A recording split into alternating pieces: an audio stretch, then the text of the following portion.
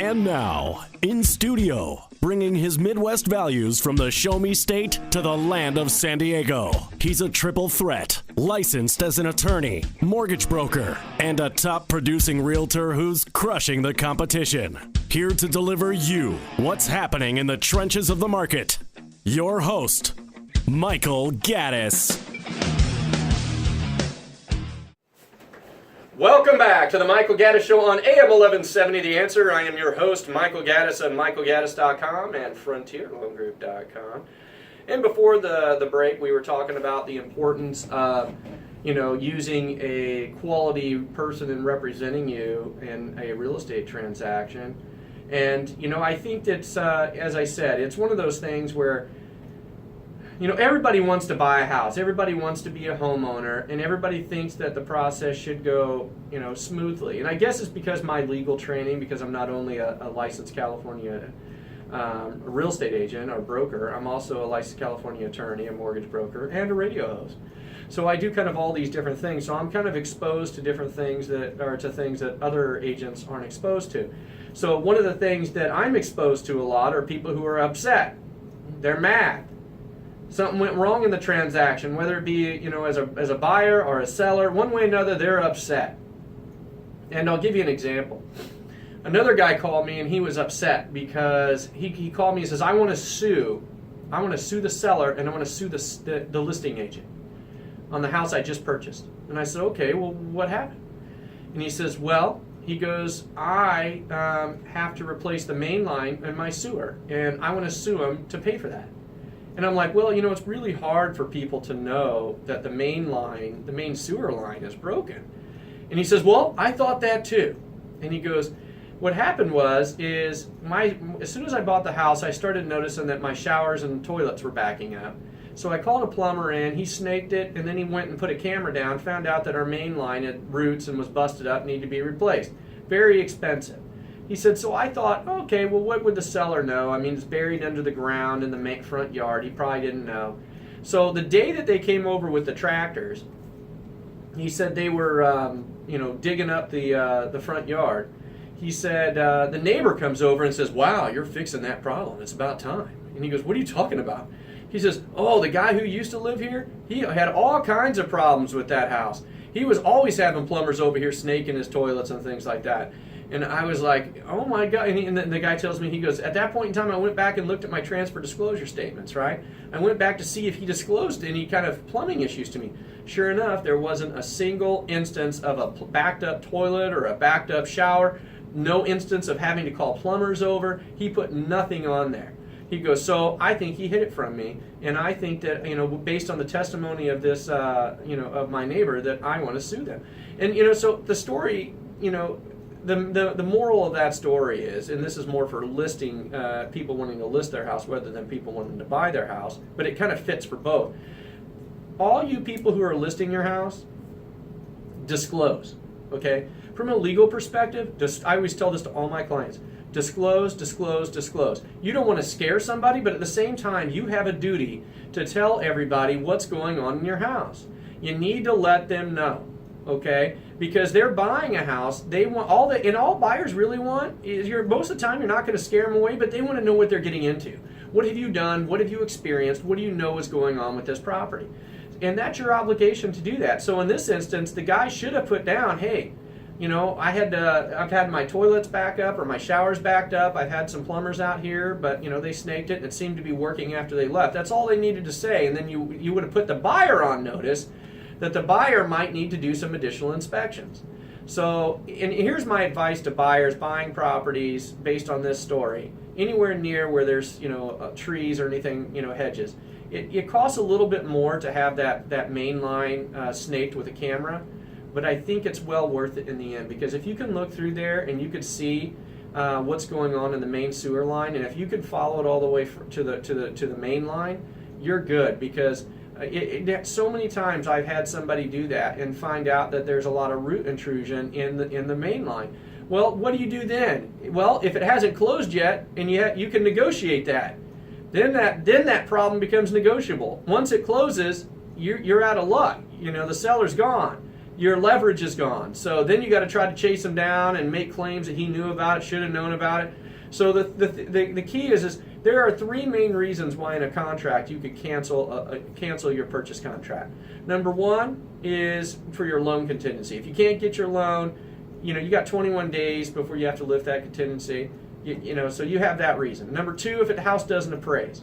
Number three, and most importantly, is the inspection contingency.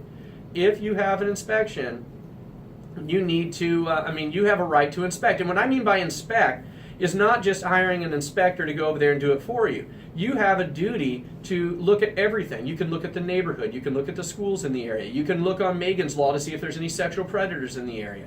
You have an obligation to do a thorough analysis of that property.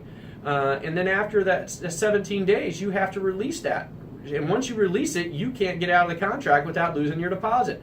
So if you go into a home and you see anything that triggers you, like if you say you get a home inspection and all of a sudden the roof looks, there's a lot of broken tiles, things like that, then you need to get a roof inspector. And even if it costs you a little bit of money to get a roof inspector, it's well worth the money in the long run, because number one, you'll know what's going on in the house, and number two, if there is a significant problem that the home inspector wasn't able to find, the roof inspector can point it out and you can negotiate that. So it's very important that you do whatever inspections you feel are necessary, and it's very important for you to have a representative that understands what inspections you should be taking. Because, you need to get your septic inspected, or at least have it certified by the seller. There's a lot of different things you need to know. And, you need to get an agent that's well aware of this, because I'll tell you something, every transaction is different. Every one of them has different variables to it. So you really need to make sure that you've got somebody who has experience that's able to tackle these. Otherwise, I'll tell you something, these agents out there will be like deer in headlights. That once something goes wrong, all of a sudden they're like, look, their eyes get real big. It's like, deer. You know what happens when deer see headlights? They freeze, and they just sit there and look at them because they don't know what to do. And that's kind of what happens a lot of times in these real estate transactions, because they don't know what to do. So it's really, really important that you hire somebody who has the right kind of knowledge and expertise to be able to guide you through it. Especially right now, as far as, how much you should be paying based on what numbers, what kind of inspections you should be going through, how to negotiate for things.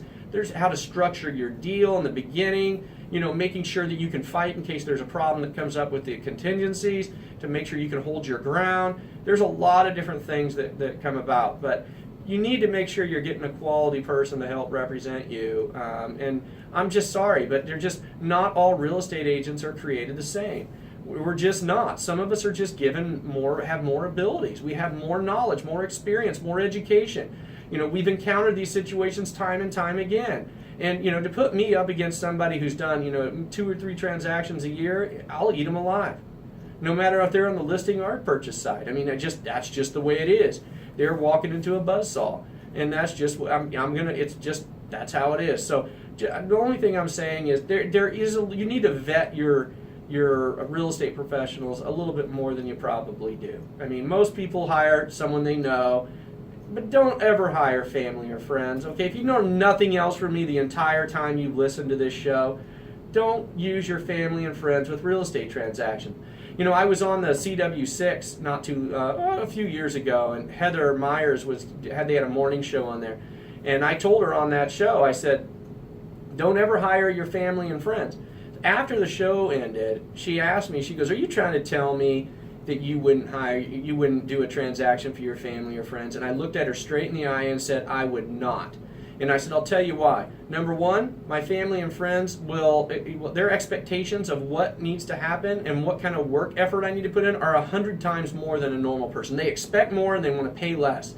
They always want you to try to give them deals, and their transactions are always the ones that come out to have problems. They're the ones that always end up, and you know what? They're never happy in the end. Next thing you know, I'm at a Thanksgiving dinner, and they're sitting down at the end of the table, whispering to somebody about me. Oh, he did this, and this happened, and this happened.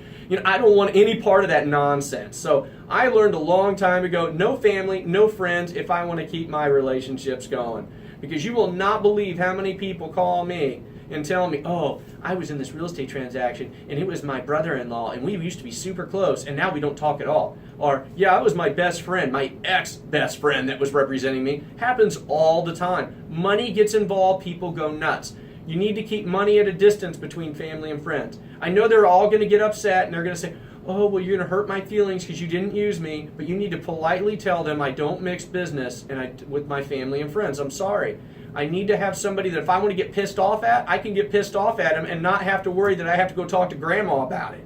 I don't want to sit there and I don't want that kind of stuff. So I strongly suggest that you do the same thing. Find your own champion that's not a family or friend, and find someone capable of going in and fighting for you if you need to. Because I'll tell you something, sometimes real estate transactions end up like that movie 300. If you've ever seen that movie 300, you want someone like the Spartans on your side. I'll tell you that right now. You want someone who's going to stand at that pass and they're not going through there. So I'm telling you, that's who you want on your side. You don't want someone who's just there to, make a buck off of you and just, try to run away as soon as there's any sign of trouble whatsoever.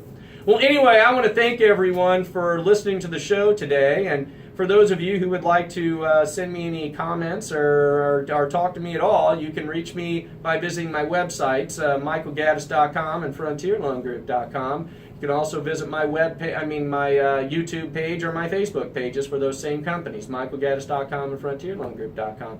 And I will be back here next Monday night, and I have a very special guest coming in next Monday night. You're going to want to come and listen next Monday night. He does technology. He's going to tell us all about 3D, visual tours, drone photography. He's even going to have a virtual reality camera he's going to bring into the studio, and we're going to look at a virtual reality walkthrough of one of these houses. So it's going to be a real fun show. You're not going to want to miss it. So tune in next Monday night at 7 p.m. and we'll talk more real estate. You're listening to The Michael Gaddis Show on AM 1170, The Answer.